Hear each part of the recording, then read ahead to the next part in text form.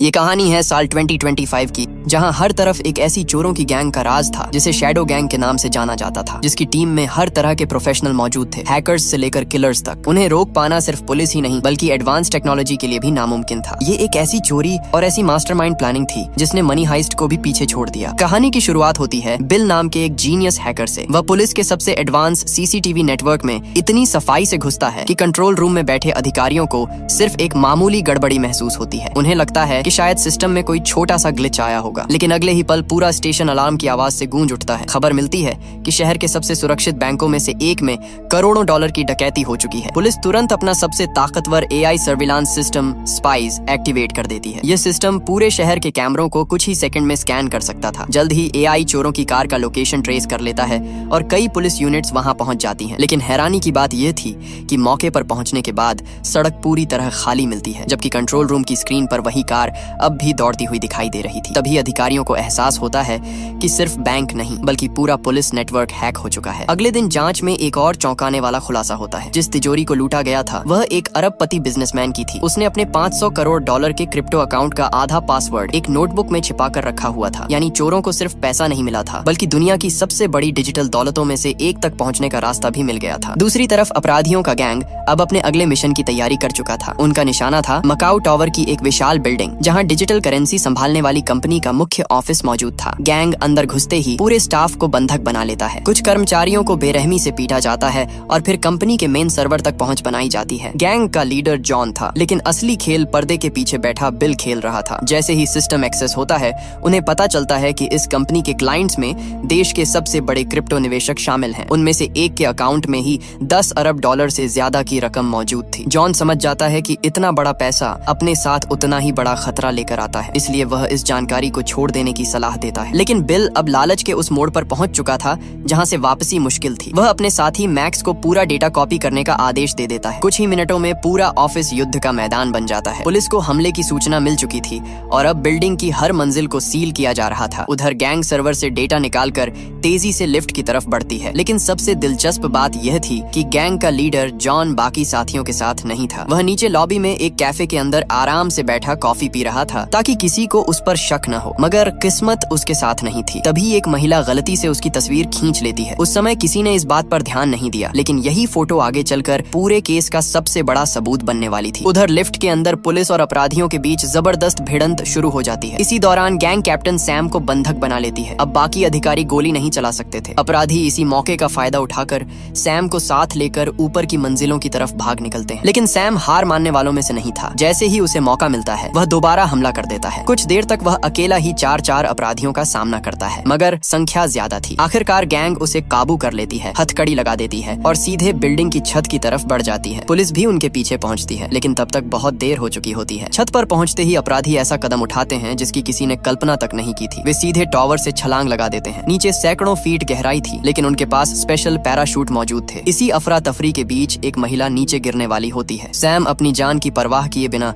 उसे बचाने के लिए दौड़ पड़ता है। यही वजह थी कि अपराधी एक बार फिर उसकी पकड़ से निकल जाते हैं। इस बीच बिल ने बिल्डिंग का पूरा लिफ्ट सिस्टम भी हैक कर दिया था, इसलिए सैम के पास नीचे उतरने का कोई रास्ता नहीं बचता। मजबूर होकर वह एक जंपर केबल पकड़ता है और अपनी जान जोखिम में डालकर टावर से नीचे उतरने लगता है। किसी तरह वह बच जाता है, लेकिन दूसरी तरफ गैंग पहले ही शहर के दूसरे हिस्से की ओर निकल चुकी थी। कुछ देर बाद अपराधी एक बड़े होटल की छत पर लैंड करते हैं। उन्हें लगता है कि वे बच निकले हैं, लेकिन वहां पहले से पुलिस उनका इंतजार कर रही थी। गैंग अपने मास्क, हाई टेक गैजेट्स और चालाकी का इस्तेमाल करके पुलिस को भ्रमित कर देती है। कुछ ही मिनटों में वे होटल के अंदर गायब हो जाते हैं। दूसरी तरफ बिल होटल के सारे सिक्योरिटी कैमरों का डेटा मिटा देता है। अब पुलिस के पास न कोई फुटेज बची थी और न ही कोई डिजिटल सुराग। पहली बार उनका एआई सिस्टम पूरी तरह बेबस नजर आ रहा था। मजबूर होकर पुलिस को पुराने तरीके अपनाने पड़े। अधिकारियों ने अपने शरीर पर छोटे कैमरे लगाए और होटल के अंदर आम लोगों की तरह घूमना शुरू कर दिया। बाहर से यह सब सामान्य लग रहा था, लेकिन हर कैमरा लाइव फीड भेज रहा था, जिसे फेस रिकॉग्निशन सॉफ्टवेयर लगातार स्कैन कर रहा था। दूसरी तरफ जॉन भी कम चालाक नहीं था। वह हर कुछ मिनट बाद अपना भेष बदल रहा था। कभी वह टूरिस्ट बन जाता, कभी होटल स्टाफ और कभी सिक्योरिटी गार्ड। उसे पकड़ना लगभग नामुमकिन लग रहा था। तभी कैप्टन सैम की नजर एक चेहरे पर पड़ती है। वह मैक्स था। लिफ्ट वाली लड़ाई के दौरान सैम ने उसके कान की बाली देखी थी और वही छोटी सी बात अब उसकी पहचान बन जाती है। सैम तुरंत उसका पीछा शुरू करता है, लेकिन मैक्स भीड़ में इस तरह गायब हो जाता है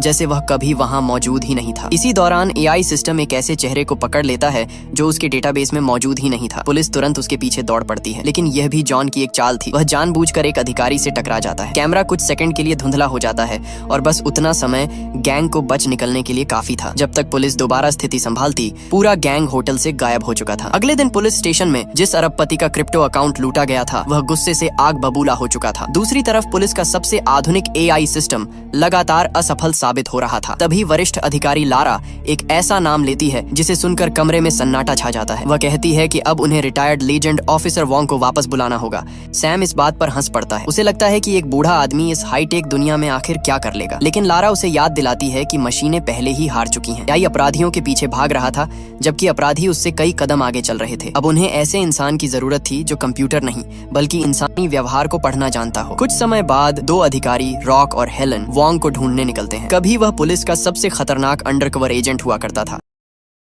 उसकी फाइल बहादुरी और खतरनाक मिशनों की कहानियों से भरी पड़ी थी, लेकिन उसके अतीत पर एक ऐसा दाग भी था जिसने उसकी पूरी जिंदगी बदल दी थी। उसके पार्टनर की मौत, और वह पार्टनर कोई और नहीं बल्कि हेलन का पिता था। जब रॉक और हेलन वॉन्ग को ढूंढते हुए उसके पास पहुंचते हैं, तब वह किसी खतरनाक मिशन पर नहीं बल्कि आराम से अपने कुत्ते को घुमा रहा होता है। पहली नजर में उसे देखकर कोई भी यकीन नहीं करता कि यही वह आदमी है जिसने कभी अपराधियों की दुनिया में डर का नाम कमाया था। हेलन उसका पीछा करते हुए एक कैफे तक पहुंचती है और स्टूडेंट बनकर उससे बातचीत करने की कोशिश करती है, लेकिन अगले ही पल वॉन्ग खुद उसकी टेबल पर आकर बैठ जाता है। वह मुस्कुराते हुए कहता है, पूरा दिन मेरा पीछा कर रही हो, कम से कम थोड़ा प्रोफेशनल तो बनो। हेलन हैरान रह जाती है, लेकिन असली झटका तब लगता है जब पता चलता है कि वॉन्ग बिना किसी को एहसास हुए रॉक का पुलिस बैज भी चुरा चुका था। यानी उम्र भले बढ़ गई थी, लेकिन उसकी नजर और दिमाग आज भी पहले जितने खतरनाक थे। कुछ समय बाद वॉन्ग पुलिस स्टेशन पहुंचता है और केस से जुड़ी सारी फुटेज देखने लगता है, जहां AI सिस्टम लाखों वीडियो स्कैन करके भी ज्यादा कुछ नहीं निकाल पाया था। वहीं वॉन्ग सिर्फ कुछ मिनटों में कई अहम सुराग ढूंढ लेता है। उसके अनुसार हर अपराधी किसी न किसी पल कैमरे की तरफ जरूर देखता है। वह ये चेक करता है कि कैमरा चालू है या नहीं, और यही छोटी सी आदत अक्सर उसकी पहचान बन जाती है। फुटेज को बार बार देखने के बाद वॉन्ग पूरे गैंग के कई सदस्यों को पहचान लेता है। दूसरी तरफ जॉन अपने ठिकाने पर बिल से बेहद नाराज था। उसकी लालच की वजह से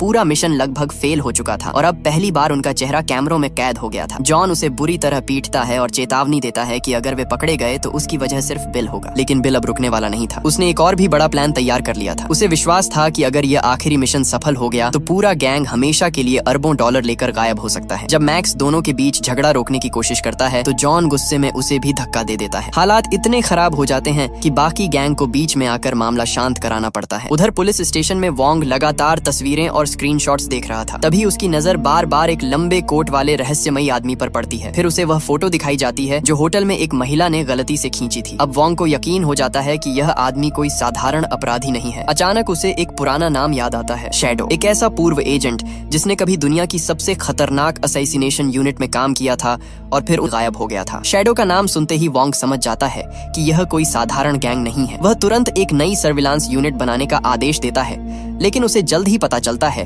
कि पुलिस अब लगभग पूरी तरह AI सिस्टम पर निर्भर हो चुकी है। पुराने जमाने वाली अंडरकवर और निगरानी टीम सालों पहले खत्म कर दी गई थी। यानी जिन तरीकों से वॉन्ग ने अपना नाम बनाया था वे अब पुलिस फोर्स में लगभग खो चुके थे। अगले दिन जिम में हेलन ट्रेनिंग कर रही होती है। तभी कुछ पुलिस अधिकारी उसका मजाक उड़ाने लगते हैं। उनका कहना था कि वह पुलिस बनने के लिए बहुत छोटी और कमजोर है। पहले तो हेलन उन्हें नजरअंदाज करती है, लेकिन जब बातें हद पार कर जाती हैं तो उसका गुस्सा फूट पड़ता है। कुछ ही सेकंड में वह सामने वाले अधिकारी को जमीन पर गिरा देती है। पूरा जिम हैरानी से उसे देखता रह जाता है। दूर खड़ा वॉन्ग भी यह सब देख रहा था। बाद में वह हेलन के पास आता है और कहता है, आज तुमने मेरा सम्मान जीत लिया। उसी रात वॉन्ग अकेला छत पर बैठा अपने पुराने साथी को याद कर रहा होता है। वही साथी जो कभी उसका सबसे अच्छा दोस्त था और जो एक मिशन के दौरान मारा गया था। और वह आदमी कोई और नहीं बल्कि हेलन का पिता था। मन ही मन वह अपने दोस्त से वादा करता है कि इस बार वह उसकी बेटी को कुछ नहीं होने देगा। अगले दिन नई सर्विलांस टीम की ट्रेनिंग शुरू होती है। वॉन्ग उन्हें सिखाता है कि असली अंडरकवर अधिकारी कैसे सोचता है, कैसे चलता है, कैसे लोगों के बीच घुल मिल जाता है और सबसे जरूरी बात, कैसे बिना ध्यान खींचे हर छोटी से छोटी चीज को नोटिस करता है। उसके अनुसार सबसे बड़ा नियम था, कभी पुलिस वाले की तरह मत दिखो। टीम के सदस्य सड़क पर उतरते हैं। कोई अखबार पढ़ रहा था, कोई कॉफी पी रहा था,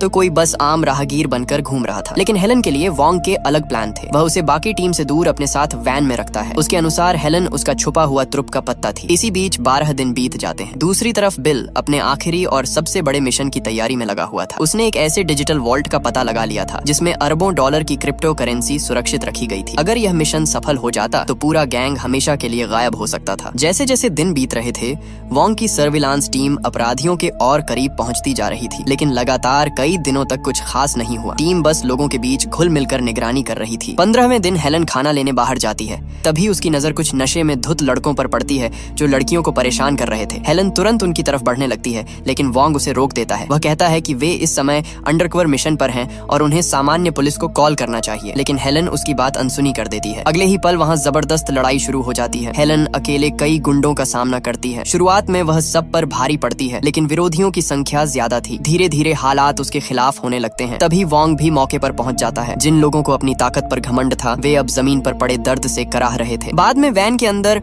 वोंग हेलन को जमकर डांटता है। उसके अनुसार उसने पूरे मिशन को खतरे में डाल दिया था, लेकिन हेलन का जवाब भी साफ था। वह कहती है कि अगर पुलिस होते हुए भी वे लोगों की मदद नहीं कर सकते तो ऐसी निगरानी का क्या फायदा। पहली बार दोनों के बीच गंभीर बहस हो जाती है और तभी वोंग फैसला करता है कि अब समय आ गया है उसे पूरी सच्चाई बताने का। वोंग बताता है कि सालों पहले वह और हेलन के पिता 8 महीने तक अंडरकवर मिशन पर थे। एक दिन उन्होंने कुछ अपराधियों को एक बच्चे का अपहरण करते देखा। नियमों के मुताबिक उन्हें चुप रहना चाहिए था, लेकिन वोंग खुद को रोक नहीं पाया। वह सीधे लड़ाई में कूद पड़ा। अपराधियों ने उसे बुरी तरह घायल कर दिया और लगभग मार ही डाला था। तभी हेलन के पिता उसे बचाने के लिए सामने आए। उन्होंने वोंग की जान तो बचा ली, लेकिन खुद वापस नहीं लौट सके। ये कहानी सुनते ही हेलन की आंखें भर आती हैं। दूसरी तरफ वोंग की आवाज भी भारी हो जाती है। वह कहता है कि एक पुलिस अधिकारी का सबसे कठिन काम गोली चलाना नहीं, बल्कि सही समय का इंतजार करना होता है, क्योंकि एक गलत फैसला सिर्फ मिशन नहीं, किसी की जिंदगी भी छीन सकता है। लेकिन उसी वक्त किस्मत उन्हें एक बड़ा मौका देने वाली थी। मार्केट में भीड़ के बीच वोंग की नजर अचानक एक ऐसे चेहरे पर पड़ती है जिसे वह कई दिनों से तलाश रहा था। वह जॉन था। मार्केट के बीचों बीच जॉन को देखते ही वोंग की पूरी टीम एक्टिव हो जाती है। वोंग तुरंत सभी को आदेश देता है कि कोई भी सीधे जॉन की तरफ नहीं देखेगा, कोई कैमरा उसकी तरफ नहीं घुमाएगा। सब कुछ ऐसा लगना चाहिए जैसे वे सामान्य लोग हों, क्योंकि जॉन सिर्फ खतरनाक नहीं था बल्कि बेहद सतर्क भी था। जॉन को जैसे ही एहसास होता है कि 2 लोग उसे देख रहे हैं, वे दोनों तुरंत कपल बनने का नाटक करने लगते हैं।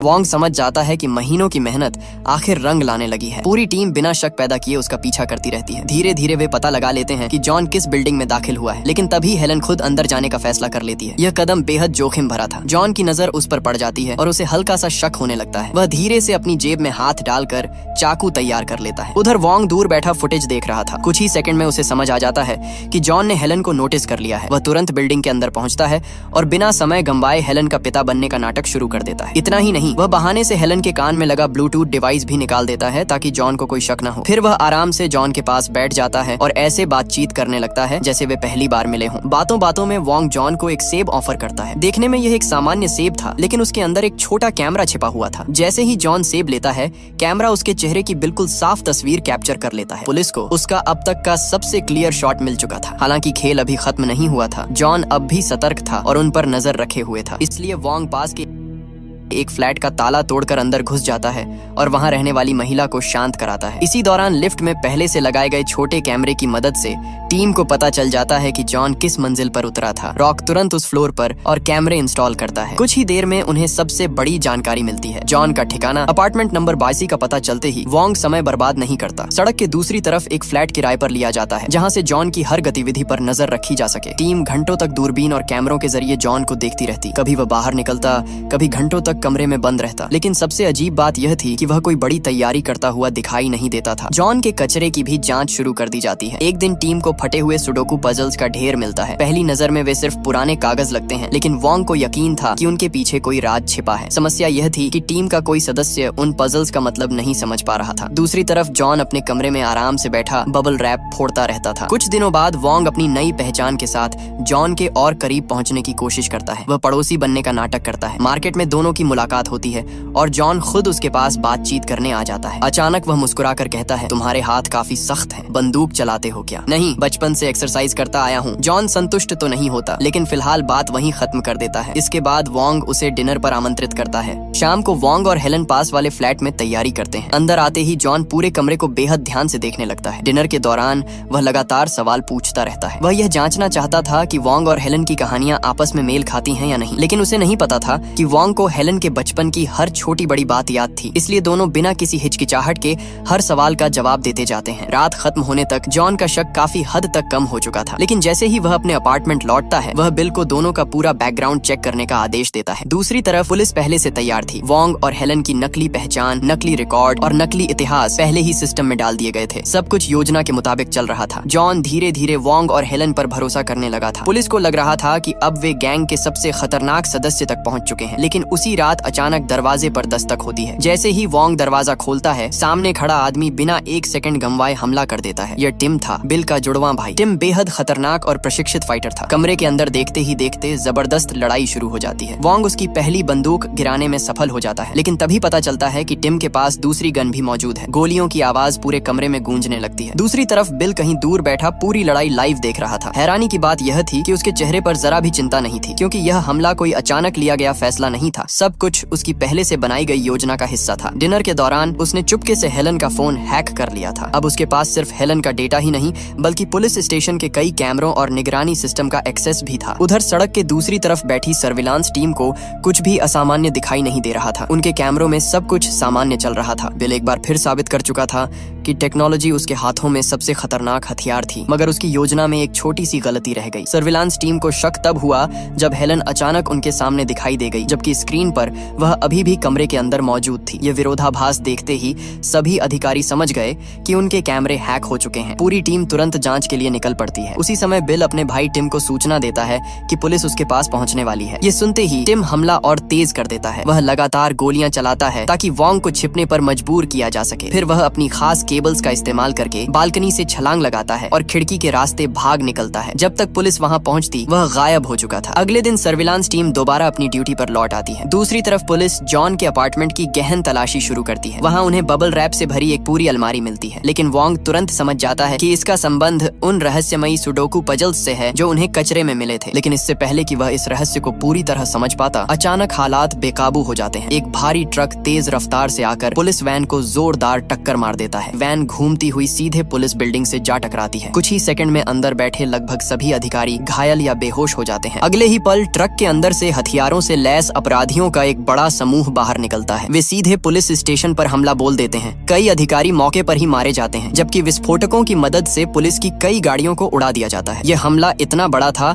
कि पहली नजर में लग रहा था जैसे अपराधियों ने पूरी पुलिस फोर्स के खिलाफ युद्ध छेड़ दिया हो। लेकिन लारा जल्दी समझ जाती है कि यह हमला असली लक्ष्य नहीं है। उसका मानना था कि यह सिर्फ ध्यान भटकाने की चाल है। इसलिए वह सर्विलांस टीम को सख्त आदेश देती है कि चाहे कुछ भी हो जाए, वे अपनी पोस्ट नहीं छोड़ेंगे और जॉन पर नजर बनाए रखेंगे। उधर कुछ देर बाद हेलन को होश आता है। वह घायल वोंग को कार से बाहर खींचती है और जमीन पर पड़ी एक गन उठाकर सीधे मुकाबले में कूद पड़ती। कुछ ही मिनटों में वह कई हमलावरों को ढेर कर देती है। जल्द ही वोंग भी होश में आ जाता है और दोनों मिलकर जवाबी हमला शुरू कर देते हैं। दूसरी तरफ लड़ाई के बीच वोंग के दिमाग में अचानक एक महत्वपूर्ण कड़ी जुड़ती है। उसे एहसास होता है कि उन सुडोकू पजल्स के ऊपर ब्रेल भाषा में एक गुप्त कोड छिपा हुआ था, जिसे जॉन बबल रैप की मदद से पढ़ता था। यह खोज पूरे केस की दिशा बदल सकती थी। वोंग तुरंत हेलन को इंटेलिजेंस टीम से संपर्क करने के लिए कहता है ताकि उस कोड का मतलब निकाला जा सके। लेकिन उसी समय पुलिस स्टेशन के अंदर लड़ाई और भी भयानक हो जाती है। अपराधियों का दूसरा दल बिल्डिंग के भीतर गहराई तक पहुंच चुका था। उधर सर्विलांस टीम के 2 सदस्य आखिरकार जॉन को एक पुराने अनाथ आश्रम में ढूंढ निकालते हैं। लेकिन इससे पहले कि वे पूरी जानकारी पुलिस तक पहुंचा पाते, पूरे पुलिस स्टेशन की बिजली चली जाती है और कम्युनिकेशन सिस्टम ठप हो जाता है। उसी दौरान कुछ गुंडे अनाथ आश्रम में जॉन पर हमला कर देते हैं। लड़ाई के बीच जॉन को समझ आ जाता है कि बिल ने उसके साथ धोखा किया है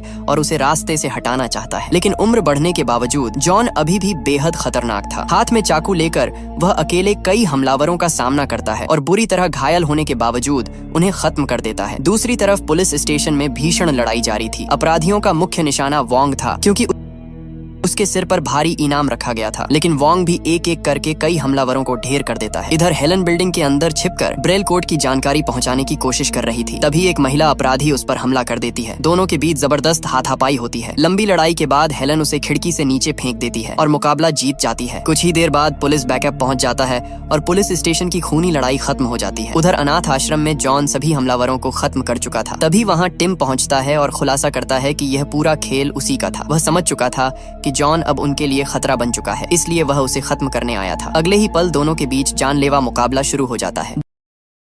दोनों बराबरी के फाइटर थे। लड़ते लड़ते वे एक खिड़की तोड़कर नीचे जा गिरते हैं। तभी टिम को एहसास होता है कि उसके पेट में चाकू घुस चुका है। वह आखिरी बार हमला करने की कोशिश करता है, लेकिन जॉन उसी के हथियार से उसे खत्म कर देता है। इस तरह बिल अपने सबसे भरोसेमंद साथी और भाई को हमेशा के लिए खो देता है। इसी बीच पुलिस अनाथ आश्रम को चारों तरफ से घेर लेती है। दूसरी तरफ अपने भाई की मौत की खबर सुनकर बिल पूरी तरह टूट जाता है। अब उसके पास सिर्फ एक ही रास्ता बचा था, अपनी आखिरी और सबसे बड़ी योजना को अंजाम देना। टिम की मौत के बाद बिल समझ जाता है कि अब खेल उसके हाथों से निकलता जा रहा है, लेकिन जाने से पहले वह अपनी आखिरी चाल चल देता है। दूसरी तरफ लारा वोंग और हेलन को बताती है कि पिछले हमले के बाद करोड़ों डॉलर की क्रिप्टो करेंसी सुरक्षा के लिए पुलिस के डिजिटल वॉल्ट में ट्रांसफर कर दी गई थी। सुनने में यह फैसला सुरक्षित लगता था, लेकिन असली खतरा अब भी सामने आना बाकी था। जब पुलिस वॉल्ट की जांच करती है तो सबके पैरों तले जमीन खिसक जाती है। तिजोरी पूरी तरह खाली थी। जांच में पता चलता है कि असली चोर पुलिस स्टेशन पर हुए हमले के दौरान बैकअप टीम का भेष बनाकर अंदर घुसे थे, जबकि सभी अधिकारी घायल लोगों को बचाने और लड़ाई में व्यस्त थे। उसी दौरान उन्होंने आराम से पूरी डिजिटल दौलत साफ कर दी। उधर अनाथ आश्रम के मलबे के बीच से जॉन जिंदा बाहर निकल आता है। अपने आसपास तबाही और टिम की लाश देखकर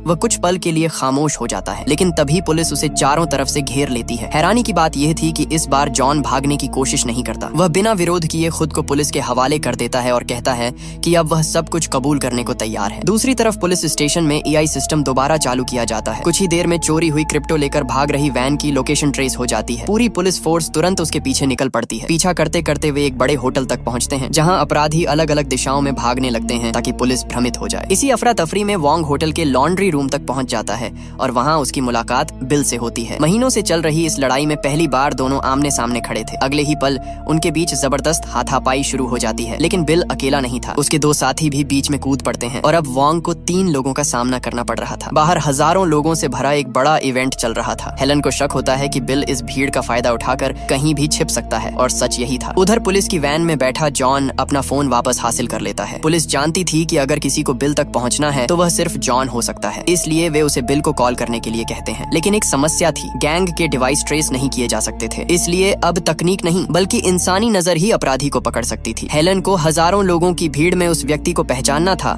जो फोन पर बात कर रहा होगा। इधर होटल के लॉन्ड्री रूम में वोंग अभी भी बिल के साथियों से लड़ रहा था। बड़ी मुश्किल से वह एक अपराधी को बेहोश करता है और दूसरे को वॉशिंग मशीन के अंदर बंद कर देता है। दूसरी तरफ बिल को एहसास हो जाता है कि पुलिस उसके लिए जाल बिछा रही है, इसलिए वह तुरंत अपनी जगह बदल देता है। लेकिन उसी समय हेलन को वोंग की एक पुरानी बात याद आती है। अपराधी अनजाने में बार बार कैमरे की तरफ देखते हैं। भीड़ के बीच हेलन की नजर एक आदमी पर टिक जाती है। वह बार बार आसपास लगे कैमरों और लोगों को देख रहा था। उसे शक हो जाता है कि यही बिल है, लेकिन इससे पहले कि वह अपनी टीम को पूरी जानकारी दे पाती, हालात अचानक बदल जाते हैं। जॉन मौका देखकर पुलिस वालों पर हमला कर देता है। वह गैस ग्रेनेड फेंकता है और अफरा तफरी का फायदा उठाकर वहां से भाग निकलता है। उधर रॉक हेलन को ढूंढकर अपना ईयर पीस देता है ताकि वह बाकी टीम के संपर्क में रह सके। लेकिन कुछ देर बाद जब बिल ट्रेन स्टेशन की तरफ भाग रहा होता है, रॉक अकेले उसका पीछा करने लगता है। दुर्भाग्य से रास्ते में उसकी मुलाकात जॉन से हो जाती है। जॉन बिना चेतावनी दिए उस पर हमला करता है और चाकू से वार कर देता है। रॉक वहीं गिर जाता है। इतने लंबे समय तक टीम का हिस्सा रहा यह अधिकारी अब अपनी आखिरी सांसें ले रहा था। जॉन सीधे बिल के पास पहुंचता है। अब दोनों के बीच कोई भरोसा नहीं बचा था। जॉन को पता चल चुका था कि उसके अपने लोगों ने ही उसके खिलाफ साजिश रची थी। गुस्से में वह बिल पर लगातार वार करता है। मरने से पहले बिल आखिरकार चोरी की गई अरबों डॉलर की क्रिप्टो करेंसी का पासवर्ड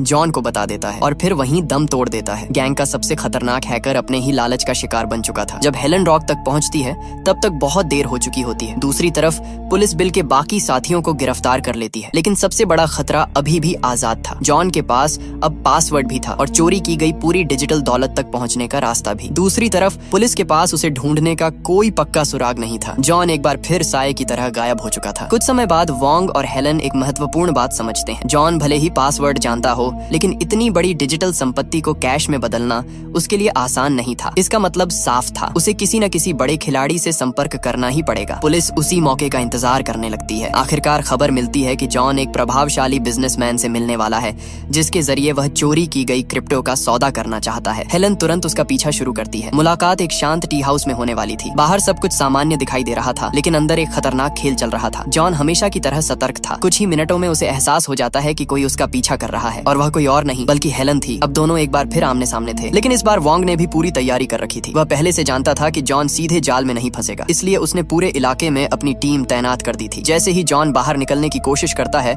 उसे चारों तरफ से घेरा जाने लगता है, लेकिन जॉन आसानी से हार मानने वालों में से नहीं था। वह आखिरी बार भागने की कोशिश करता है और इसी दौरान उसकी टक्कर वोंग से हो जाती है। दोनों के बीच एक अंतिम मुकाबला शुरू होता है। कुछ देर तक दोनों बराबरी से लड़ते हैं, लेकिन इस बार हालात बदल चुके थे। जॉन के पास भागने का कोई रास्ता नहीं था। आखिरकार वोंग उसे काबू कर लेता है और पुलिस उसे गिरफ्तार कर लेती है। वर्षों तक कानून से बचता रहा शैडो आखिरकार गिर चुका था। फिल्म के अंत में चोरी की गई क्रिप्टो करेंसी बरामद कर ली जाती है। जॉन जेल पहुंच जाता है, जबकि वोंग और हेलन अपने मिशन को पूरा कर चुके होते हैं। हेलन अब सिर्फ एक युवा अधिकारी नहीं रह जाती, बल्कि वह वही सबक सीख चुकी होती है जो उसके पिता और वोंग ने सालों पहले सीखा था, कि अपराधियों को हराने हराने के लिए सिर्फ ताकत या टेक्नोलॉजी नहीं, बल्कि धैर्य, समझदारी और सही समय पर सही फैसला लेना सबसे बड़ा हथियार होता है। और इसी संदेश के साथ यह कहानी अपने अंत तक पहुंचती है।